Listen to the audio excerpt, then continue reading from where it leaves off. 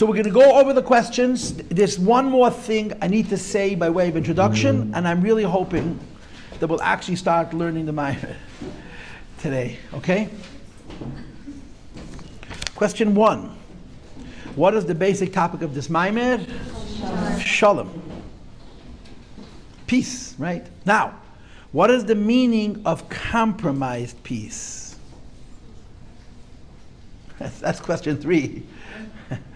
Compromised peace is where the two sides remain enemies, they're not friends, they're not giving in, but they make an agreement that both could live with even though they still hate each other, and if the time and the circumstance was right, they'd fight again.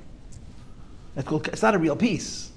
It's a falsche shalom. It's a false peace. Now, one of the girls asked me on Tuesday, is that bad? And I said, no, that's very good if it will hold. It's bad when it doesn't hold. If it holds, not fighting is a very good idea even if you don't get along. So a compromised peace means the two sides still hate each other. But for whatever reason, they come to a space where it's not worth it for them to fight. And that's what 3 is. In other words, what is the idea of a ceasefire? Ceasefire doesn't mean the war ends. It means, as they call it in the world, I mean, you kids are young, but you're old enough to know this, the hostilities end. The killing. Killing is the worst single thing people can do. War is the worst form of killing because it's organized and it's sanctioned. You know, it's made holy. Now, it's very painful because you and I are Jewish people, and our brothers and sisters are fighting. And the whole world is screaming ceasefire. And we're saying we want peace, but we want real peace because it's been proven by our enemies that ceasefire only means to get more bombs and to build more tunnels and to get more rockets and fight again. They're not going to allow a ceasefire to hold. They let the world know this is not going to happen. Either we win or I can't say the opposite. So we have to finish. We have no choice. We have to finish. And finishing means, let's go to question 4. Okay, when is that good and when is that bad? I just told you, right? If the ceasefire holds, it's good. That the ceasefire is just an opportunity for the two sides to lick their wounds and fight again, it's a mistake. And again, the history of Europe, right? The continent that's the most sophisticated, and who's worried about peace in the world? Europe, such nice people. They were killing each other for 1,000 years, the Europeans were. And now they're telling everybody else what peace is. In Europe, they fought a war that's called the 100 Years' War. How do you fight a war for 100 years? A 30 years war, a 7 years war. It's unbelievable. You don't fight for 100 years, not enough soldiers. But you stop fighting, you go home, you lick your wounds, you forget how terrible war is, a little time passes, and then you go back and kill some more.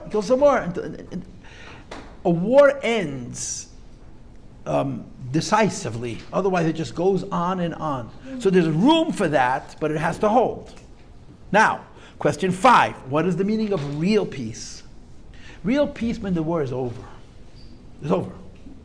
And I guess on some level it means that the two sides don't even hate each other, but that's very special. I gave you the dogma, and I think it's a real dogma, of the way the United States treated Germany and Japan after the Second World War, as opposed to how Europe treated Germany after the First World War, which created the Second World War. Is the President of the United States, his name was Truman, sent the general, whose name was, he was the Supreme Commander of the Pacific Front, his name was Douglas MacArthur, to be I forgot what words they used. He was basically he was the king of Japan. He could do whatever he wanted. He had military powers. And he was very smart. He made friends with the Emperor Sugihara, and he made the Japanese appreciate that he's not taking revenge. He doesn't hate them. And that's the reason Japan and America were able to become friends, because it was handled in a way that allowed for peace to happen. But it couldn't happen until the war was finished. You can have real peace if you defeat your enemy soundly. Finished, it's over. No more fighting, it's done. But to play it in the language I used, when one side curses the day they started up with the other, that's peace. As long as you still hate and you still think, okay, tomorrow we're going to try again, that's not peace, that's ceasefire. Shalom means it's over, it's finished. It's over, it's finished.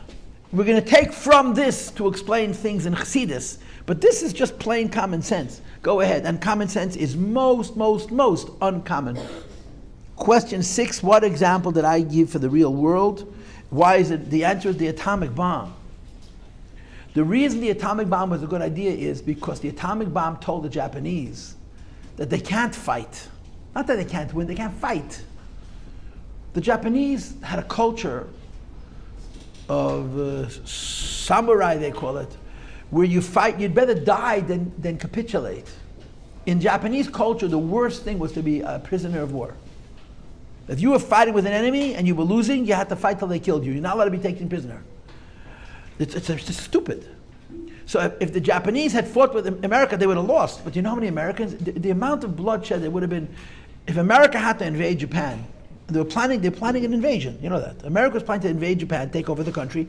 So many Americans would have died, and an unimaginable number of Japanese would have died. We dropped the bomb. A lot of people died, but it's not even close to how many people would have died. And we sent a message to the Japanese. You can't fight with us. Not you can't win, you can't fight. Because we have weapons that make this war into a non-war. So it was over. And it was over the kind of way that there was the place to become friends. Because it wasn't ceasefire, it wasn't stopping the fighting, but we still think we could fight. I just need to get some more bombs or some more soldiers or some more I don't know what. It's a good mashal. It's a good mashal, but it's only a mashal. It's only a mashal. Because Chassidus doesn't talk about atomic bombs. Chassidus talks about peace. It's a mashal for what it means that it's decisively ended. It's won. It's over. Okay? Question 7. How would you say that in the language of Chassidus? Huh? Oh, very good. You guys are great. Baruch Hashem. Amazing. That's right. That the good. Zeir good. Yasher koyach. The answer is that the peace happens from Oyer. The way the peace happens is not where the Yetzer Tov meets the Yetzer Hara. We have two equal and opposite enemies, but from a higher light. A higher light comes into a situation and doesn't redeem it in a compromised way, doesn't redeem it in a ceasefire way. It redeems it in a way that's peaceful, it's finished. So if the two sides are equal, even if one side is stronger and one side is weaker, that's not shalom. When you bring a higher oyer, right? The mashal is the atomic bomb, the nimshal is a lakus. You bring a higher light. The higher light renders the circumstance peaceful, because when that higher light is present, you just can't fight.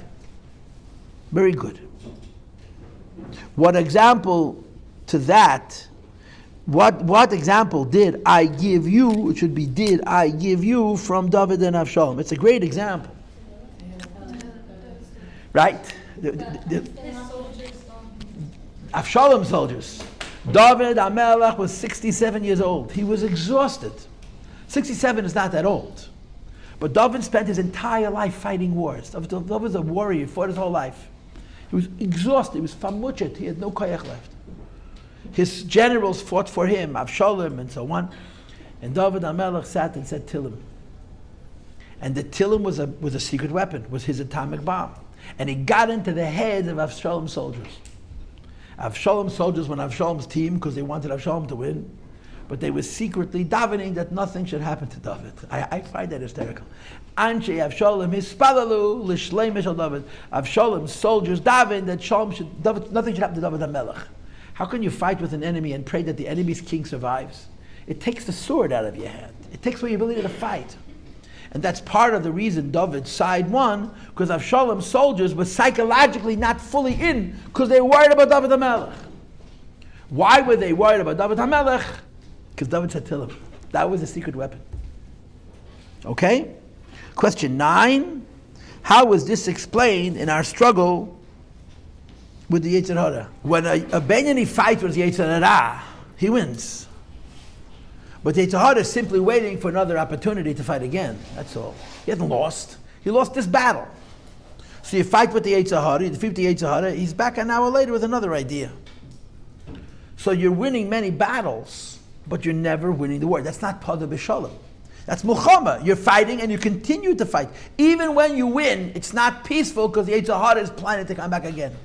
The opposite of that is by a tzaddik. If a person kills his Yetzer Hara, he overwhelms the Yetzer Hara with godly light, Yetzer Hara is finished. And Yetzer Hara is not going to fight tomorrow. That's Pada B'Shalom. So when you and I fight, right? What do we fight with, huh? I fight with my snooze button. That's my biggest fight in my life. I say my snooze button. Yeah. Some people fight with chocolate. Snooze button on my alarm clock. 10 more minutes. I mean, it's 9 more minutes. I have to calculate how many 9 more minutes I can get away with. So why did I set my alarm for 6 o'clock? I'm going to sleep till 10 to 7. I should have said 10 to 7. Because then I would snooze 4 more times. You understand?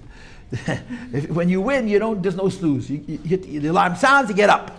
You don't say, okay, 9 more minutes, and then 9 more minutes after that. That's called losing. So everybody has their fight with the Yetzer Hara. When you fight with the Yetzer Hara and you win, it's not part of the Machon, because it's coming back tomorrow, as opposed to by a tzaddik. Now, what about in the world? It's the same idea, right? The world around us tempts us, it challenges us, and you have to always be on defense. When it comes to our involvement in the world, you can't get comfortable. We all deal with the real world. The real world, from a perspective of Yiddishkeit, is our enemy. Even when we're stronger than the real world, we have to understand that we're tempted by the real world. And because we're tempted by the real world, we have to be on defense. We have to be careful. Because if we win today, we could lose tomorrow. I think I gave you the example from a Nazir. You know what a Nazir is? A Nazir is a person who doesn't drink wine. Why doesn't he drink wine? Because last time he drank wine, he got crazy. So you tell the Nazir, don't go near the liquor shop. Don't be anywhere near wine. You have to be careful. In our involvement in the world, we have to be on defense. We can't just say the world is me to enjoy because the world is going to eat me up. There has to be a sense of defensiveness because we're not winning. We're fighting, but we're not winning. Tzaddikim is a different story. Tzaddikim can conquer the world. They can take over the world because the world does not have an adverse effect on them. Does anybody remember what I said a little different? You wrote it down in your notes, maybe. But this is the idea. Just like in the person, the Beinoni is on defense, because even when he wins, he doesn't really win. He just won one battle, as opposed to with tzaddik. The same is true in our relationship with the world. This is the Haredi Shita, no? It's our Shita, yeah. No, I'm saying like this emphasis is what I see a lot of Haredi. First of all, yes, that is for sure the Haredi Shita. The Rebbe wants from the Lubavitch Chassidim a lot of things that are almost impossible to bring together.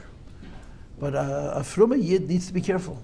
It says in Mishnah Pirkei Avos, Asus Yagla Teir, you have to make fences. So be careful. We all have weaknesses. Everybody has weaknesses, right? Here's a weakness. My cell phone is my weakness. We all have cell phones. That's a weakness. If you're not going to control it, it's going to control you. If it's not going to be your slave, you're going to be its slave. So you make fences. You have to be careful. You can't just say this is mutter, this is asar. You have to make fences. You're on defense.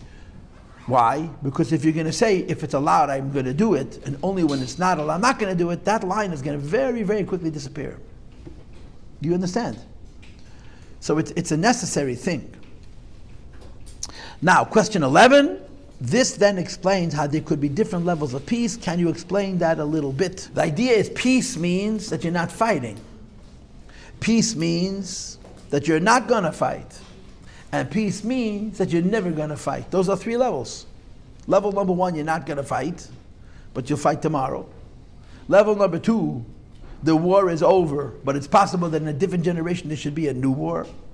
And level number 3 is that there's peace that's it's forever. There's levels in peace. There's a fake peace, there's a real peace, and there's a lasting peace.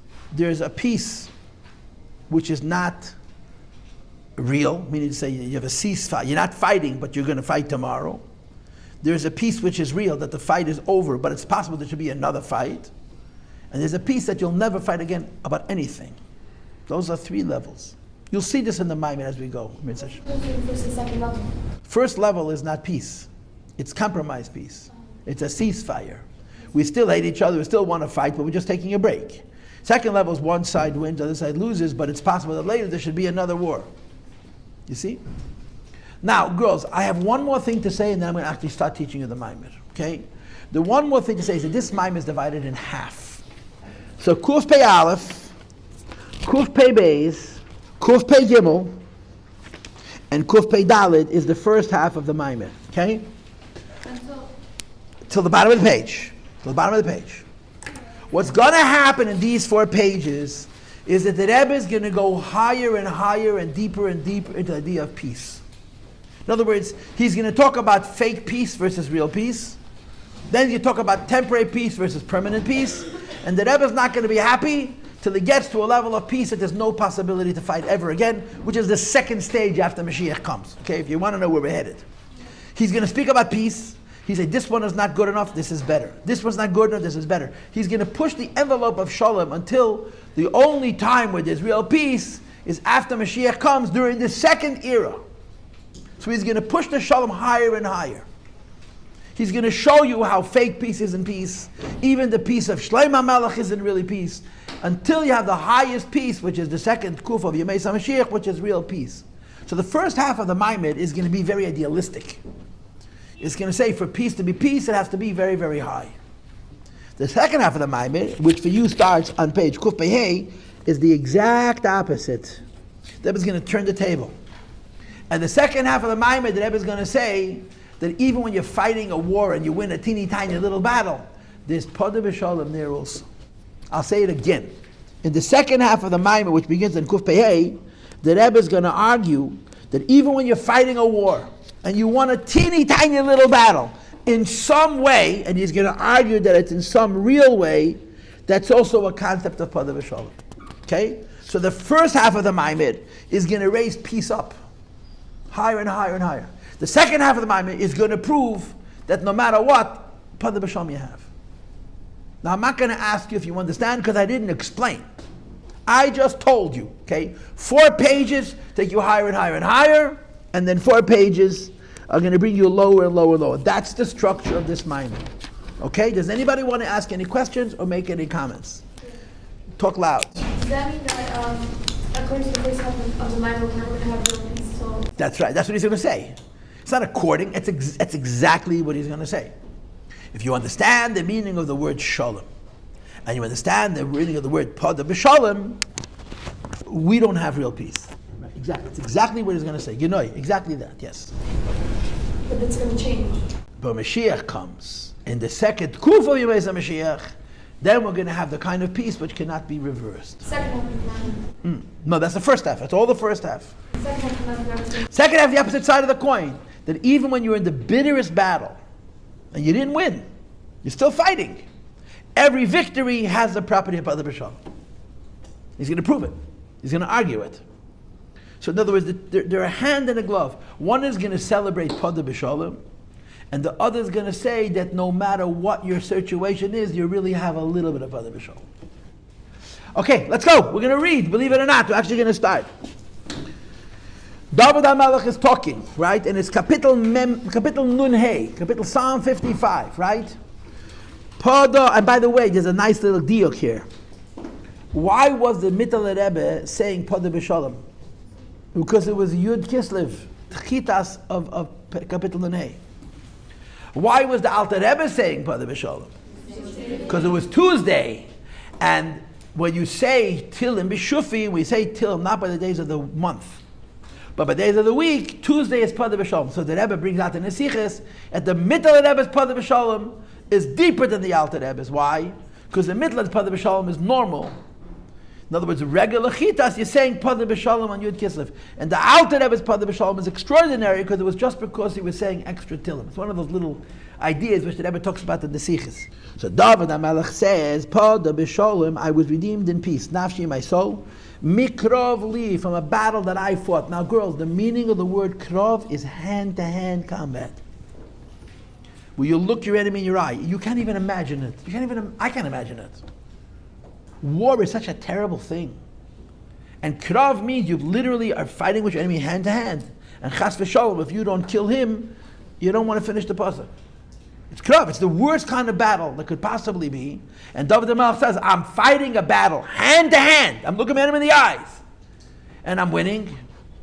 And it's Pada B'Shalom. It's not a bloody victory. It's not a limited victory. It's called Pada B'Shalom. Ki.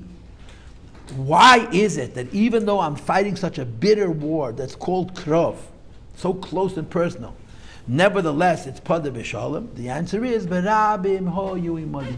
Because many were with me. Many were with me. Since many were with me, therefore when I win this war, I win it in a way of Shalom. Now girls, I told you this on Tuesday. Some Maimorim take this pasuk and they divide it up into Teira, Vedic, Mos Chasadim. From Rabbim they learn Tefillah, and from Shalom they learn Teira and Staka. But we're not learning those Maimorim that go on the Gemara. We're learning the Maimor, the Mittal Rebbe goes on the pasuk. If you go on the pasuk, I gave you the correct translation. Pada b'shalom nafshi, my soul was redeemed on a level which is called peace. Even though mikrav li, I'm fighting such a bitter battle. And the reason is, because the Rabbim Hayimadi, there were many with me. And there's different interpretations in Chazal on the meaning of the word Rabbim Hayimadi. One of them is that he's a yochid she'Rabbim tzrichim loy. David HaMelech was a king, and he wasn't Stam a king. David was also the Nasi of the Sanhedrin. Yochid she'Rabbim tzrichim loy means an individual that everybody needs is like everybody. David HaMelech was one man, but he was Melech Yisrael, he was the king of the Jews. And because he was Melech Yisrael and Rabbim tzrichim loy, everybody needs him, he as an individual is called Rabbim. Ki be'Rabbim hayu imadi, many are with me, I'm the kind of individual that represent the Rabbim. Like Hanasihu Akail. And that's why I'm victorious in a way of Shalom, because I have the Koyach of the Rabbim. That's one interpretation. And another interpretation is the one we already talked about, that his enemies prayed. The warriors on Avshalom's side were trying to win and defeat David HaMelech's army, which meant killing a lot of people, unfortunately. But they davened that David HaMelech should stay alive. Rabbi Hayimar means even my enemies. Even my enemies are davening for me. This is the pasuk. Now, can I ask you to write down a few Hebrew words? Just a few Hebrew words, not too many, yeah? It's a pasuk. Gam, Gimel Mem, Oivov, Alevov, Beis Yud Vov, Yashlim, Yud Shin Lamed Yud Shlos Mem, Imoy, Ayin Mem Vov. I guess I can write it on the board, yeah? Gam Oivov Yashlim Imoy, which means also your enemy is whole with you. Shalom from the word shlemus, or makes peace with you. That's the concept of Pada B'Shalom. Pada B'Shalom means your enemy becomes your friend. That's the concept. Pada B'Shalom, I fought a war, and it was a bitter war. But when it was over, my enemies became my friends. Gam Oivav Yashlim Imei. And that's the definition of the word peace. Peace does not mean a cessation of hostilities. Peace means peace, where the enemies become friends. I told you the other day, and I don't like to talk about these kinds of things, it's not important. FDR said to Eisenhower, beat them bad. Beat the Germans bad. Make them lose bad. Why? Because in the First World War, the German soldiers went home and they said they were stabbed in the back. They still wanted to fight. They had to make sure that the German soldiers, not just the German generals, knew they lost. Because until they lost, there wasn't going to be peace.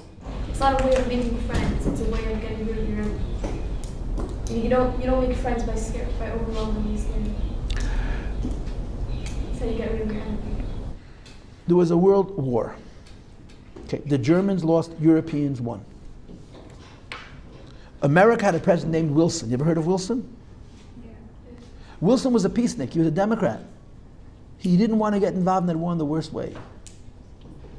And he came to Europe with the 10-point plan. He wanted to make friends with the Germans. And the French wouldn't let, and the British wouldn't let. They wanted to take revenge. It's only an American, and my father would say, only a person who's really free could think like this. I fought with you, I won. The best thing I can do for myself is be a gracious winner.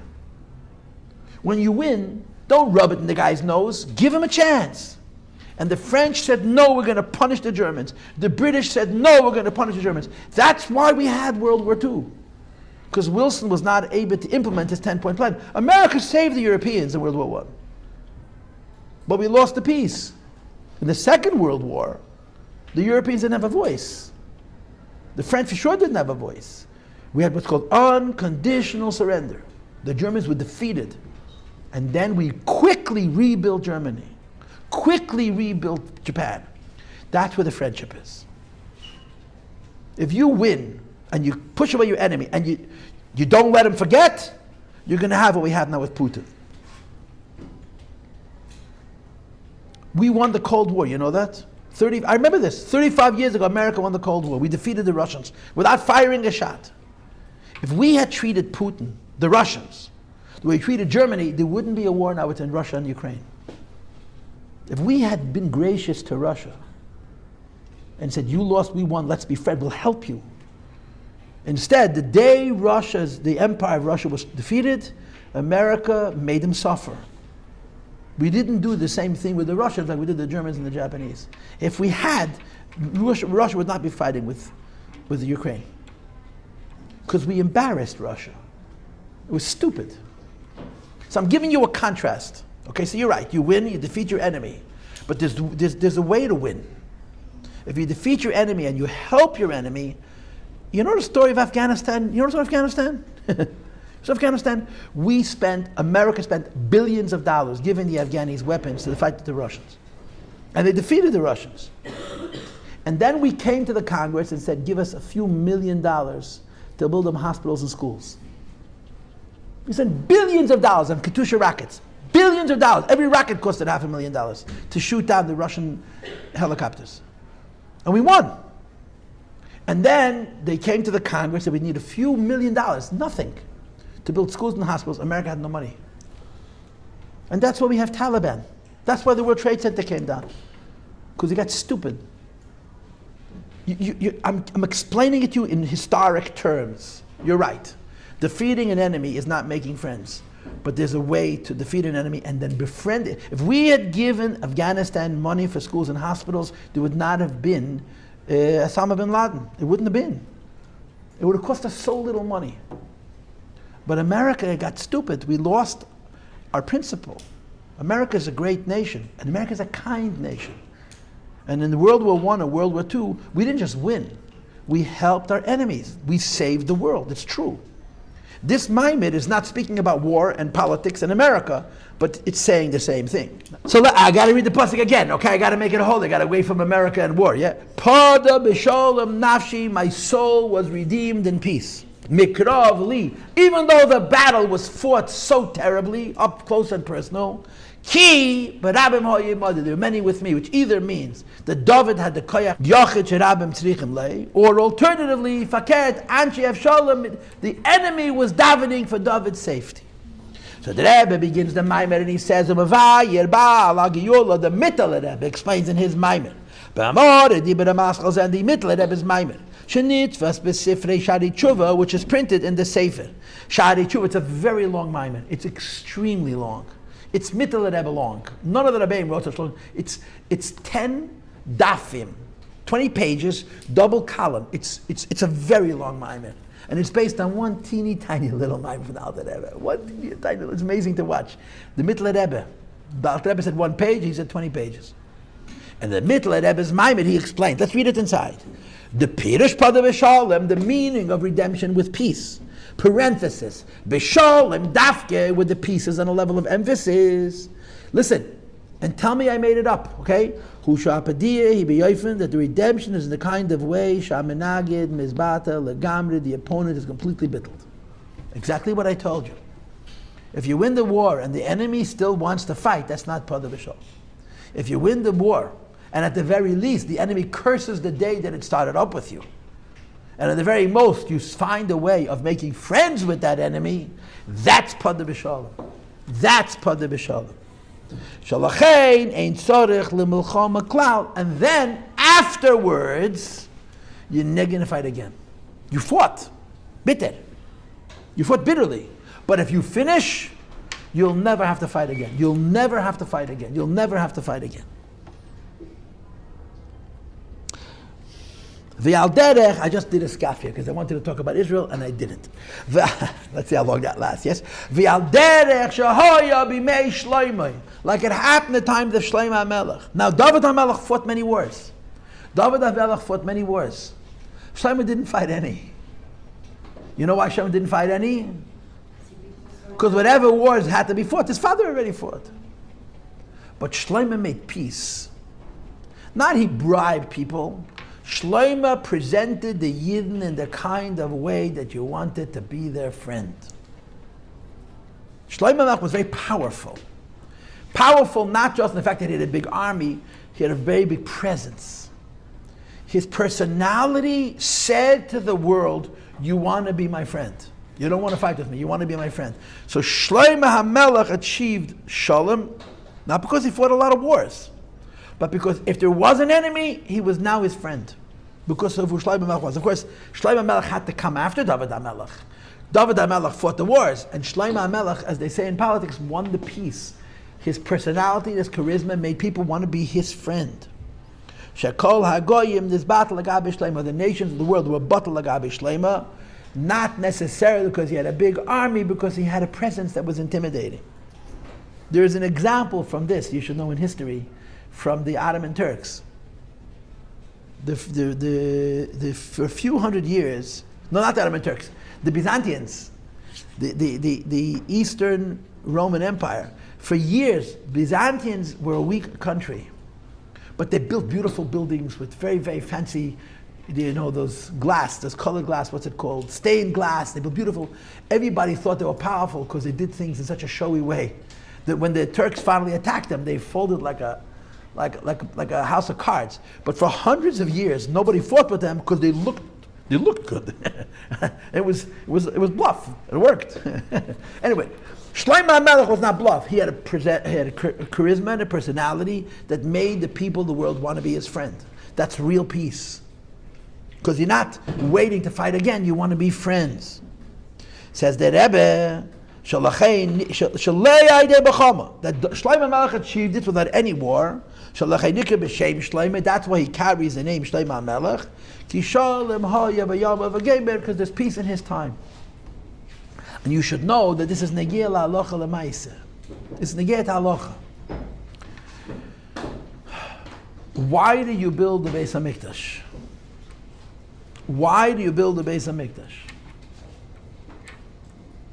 It sounds like a stupid question. Why do you build the Beis HaMikdash? Anybody? To have a place, that's one answer, to have a place to serve the Eibush, L'Hakar B'Kamanas. To serve Hashem, right? Make the presence. But what happened if you're building a Beis HaMikdash, so the Goyim should say, oh, this is a powerful people, they have a temple that's so big and so beautiful. You can't do it for that reason. The Beis HaMikdash has to be built to serve Hashem. It can't be built to demonstrate to the world how powerful Eretz Yisrael is. That's why David couldn't build it. If David builds the Beis HaMikdash becomes a monument to war. The Beis HaMikdash had to be a house of peace, had to be a place of serving Hashem, not showing your enemies how strong you are, how rich you are, how powerful you are, how creative you are, how talented you are, blah, blah, blah. Yeah. So Shlomo's building the Beis HaMikdash was not only a spiritual thing, it's a halakhic thing. You're not allowed to build the Beis HaMikdash so that the Goyim should be afraid of you. That's not why you build it. The Beis HaMikdash is for serving Hashem.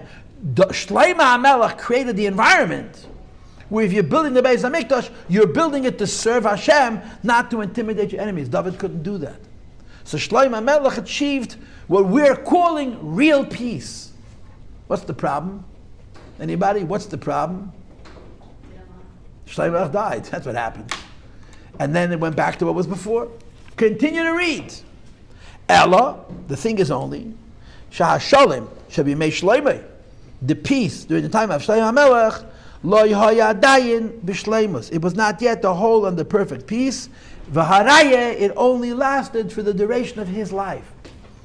So let's say, okay, we're just going to say words now. David HaMelech is compromised peace. He fought with enemies, he defeated the enemies, and maybe the enemies thought, okay, we'll come back tomorrow, we'll fight again. Shlomo HaMelech made real peace. At the second level, how did he make real peace? His personality, his charisma, his wisdom, his greatness made everybody want to be his friends, but it only lasted during his lifetime. And Mashiach is permanent peace. So you got three levels right there, right? David, Shlomo, Mashiach. What did I told you before on the question sheet? Does anybody want to wish to speak? But didn't we say that David used the word? Oh, very good question. So I just contradicted myself.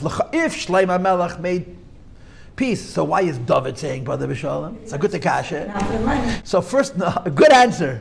But first of all, this is a hemshich. There's going to be two and one after this. We're going to be exploited later on. But this was the very last war David fought. It's the end of his life. And this war, in the Madrega of David, it was Brother B'Shalom. When he defeated the army of Avshalom, they didn't want to fight anymore. But that's a good question. The Rebbe uses Shlomo as a mashal because his whole life was this. Yes, you want to read something? Want to say something? Question, Talk yeah. loud. Yes. If we're saying that Shlomo Melech, he was able to build a Beis Mikdash because it wasn't from David, it would be like an item of war almost, that like trying to describe. And I understand that this is Pashat Halacha. You're not allowed to build a Beis Hamikdash, so the goy, it has to be built peacefully, because it has to be for Hashem, not for politics. Right, so then with Shlomo HaMelech, so if we're saying though that his whole inyan though was that he was also making this presence and that all the guys were scared of, he didn't have to fight, he just had this like presence to him. Then how do we know that the Beis Hamikdash isn't part of that making that presence, which is then, is that a way of, how do we know that's coming from him and not for the sake of his enemies? That's a very yeshivish akasha. It's a very yeshivish akasha.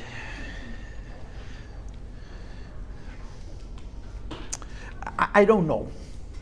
But you asked me a question, I got to give you an answer, right? Because I'm a yeshivish guy. He took 7 years to build it. He waited till the peace was in place.